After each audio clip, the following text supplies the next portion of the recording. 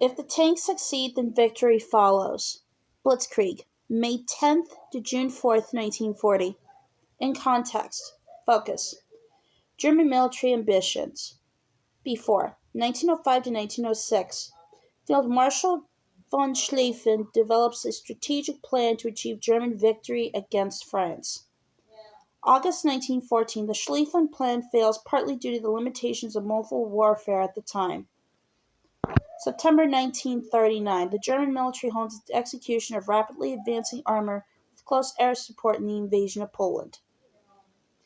After May 26 to June 4, 1940. Allied troops are evacuated from Dunkirk to England. June 5, 1940. German forces begin their offensive from the Somme south into France. June 22, 1940, France surrenders to Germany. Long planned, often delayed, and widely expected, the German attack on the Western Front nonetheless managed to surprise the Allies with its speed and devastating effectiveness, a style of warfare that came to be known as Blitzkrieg, or lightning war in German. Hitler's generals had prepared an updated version of the German World War I strategy known as the Schlieffen Plan, codenamed Gelb, or Plan Yellow. This called for a strong right flank that would sweep through Belgium and northern France, while a weaker left flank engaged the enemy in the main French border zone, protected by the Maginot Line. When a copy of these plans accidentally fell into Belgian hands in January 1940, German General Erich von Manstein developed a variation, Operation Schicklschnitt, or Sickle Slice. As before, Army Group B in the north would swing through the Low Countries, while Army Group C in the south was much weaker. The difference was that Army Group A in the center was strengthened. Brilliant plan. According to the Sickle-Schnitt plan, Group B's strike expected by the Allies would see them respond by advancing their main forces northward to the defensive positions known as the Dial Line. These forces included the French First Army and the British Expeditionary Force, or BEF. At that point, Army Group A under Gerd von Rundstedt would burst out of the supposedly impassable Ardennes region and strike at what German strategists called the Schwerpunkt, point of maximum effort. This was the fulcrum in the Allied lines between their strong southern flank and the northern forces. Thus, the Germans would sidestep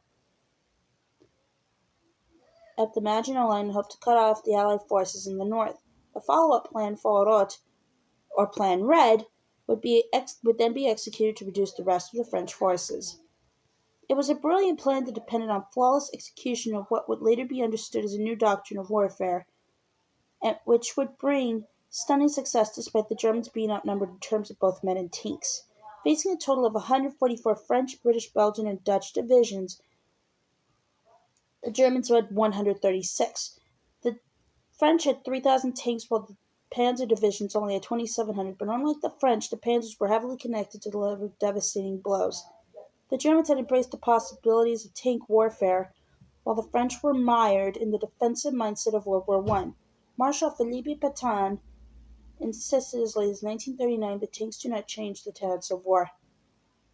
The Germans had at least parity in terms of air power. Unlike the Allies, they had dive bombers and knew how to use them in close support of the ground forces. Also, their edge in fighter technology worried the Allies. Crucially, German Messerschmitts were faster than any Allied planes. A 1937 French Senate Defense Committee report warned the German Air Force is in a position to fly over France with complete impunity. You hit somebody with your fist and not with your fingers spread. Heinz Guderian, German Army General. Formidable assault. Operation Schicklschnitt was launched early on the morning of May 10, 1940, and everything went according to plan for the Germans. Army Group B made what German Panzer General and later military historian Friedrich von Millenthin described as a formidable, noisy, and spectacular assault on Belgium and the Netherlands, and the Allies responded as predicted, advancing to the Dial Line. The more they committed themselves to the sector, Millenthin observed, the more certain would be their ruin. On May 13th, with perfect timing, the spear point of Army Group A, the Panzer Group under Paul von Kleist, which included Heinz Guderian's 19th Panzer Corps, delivered the Schwerpunkt against French forces at Sedan, a massive fortress with tremendous historical significance but lacking effective modern defenses.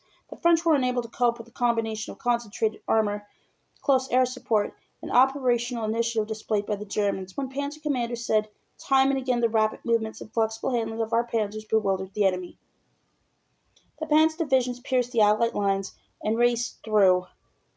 Guderian famously called out, "Fahrkarte Hisuran Station," to the end of the line, to his panzer commanders as they passed by, heading toward the Toast to cut off the Allied forces in Belgium. British military strategist and writer Liddell Hart called this a deep strategic penetration by independent armed forces, a long-range tank drive to cut the main arteries of the opposing army far back behind its front. This is what happened in the tactics of the Blitzkrieg. This is no war of occupation, but a war of quick penetration, obliteration, Blitzkrieg, lightning war. Anonymous Time Magazine, 1939. Forcing the advantage. Ignoring increasingly angry orders to hold back and wait for support, Guderian, known as Hurry Up Heinz for his devotion to mobility, drove home his advantage, reaching Abdel near the English Channel on May 20th. His progress that day epitomized the Blitzkrieg in miniature. At 7 a.m., two of his tank divisions left Péronne, heading west. By 10 in the morning, they had reached Albert, where a small troop of British soldiers vainly tried to stop them from behind a barricade of cardboard boxes. At 11 a.m., at Deauville, the tanks encountered a British artillery battery, which was armed only with dummy shells. At noon, they entered Amiens, where Guderian passed briefly to view the cathedral, and by 4 p.m. they had taken Beauquesne, where they seized the map archive of the British Expeditionary Force. They reached Abbeville, the end of the line, by 9 p.m. Nearby, on the shores of the English Channel, they pointed their guns at England. Encirclement. By this time, the Dutch had already surrendered, horrified by the destruction rained on Rotterdam and the Luftwaffe.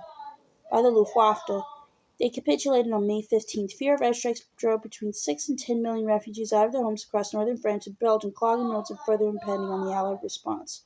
On May 18th, French Prime Minister Paul Reynaud reshuffled both his government and military command, making World War I hero Marshal Philippe Pétain vice premier.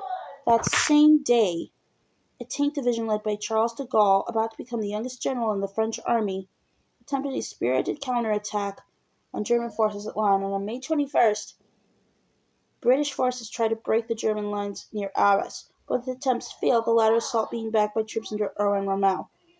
German armor acted in concert to overpower Allied efforts, whereas Allied armor was too widely stretched to be effective.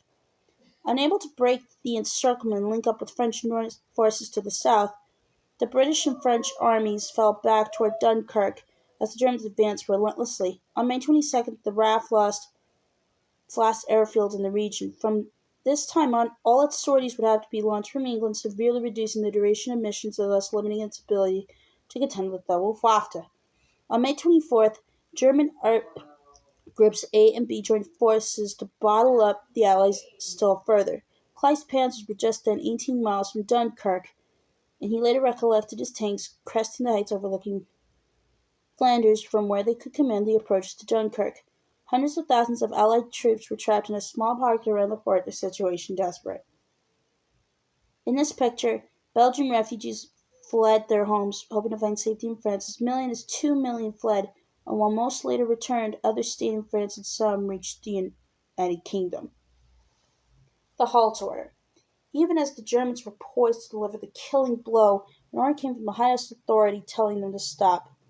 Hitler's infamous halt order of May 24th would give the Allies a vital 48 hours grace in which to organize a colossal evacuation. With the benefit of hindsight, German generals were unsparing in their assessment. Hitler spoiled the chances of victory, Panzer Wilhelm von Thomas said after the war, while Kleist later called it the stupid order of Hitler. Although history would suggest it as a terrible blunder, there was a rationale for Hitler's decision. Group A Commander Runstein himself had already called for a halt. He and Hitler both feared that the tanks had far outrun their infantry support and would fall into an Allied trap in the boggy ground around Dunkirk. They also reasoned that strong French forces remained to be dealt with elsewhere. Meanwhile, Hermann Göring had promised that the Luftwaffe would wipe out the Dunkirk pocket, and Hitler and many others were convinced that the British would simply give up the war. They were more concerned with the French and were intent on defeating their old enemy.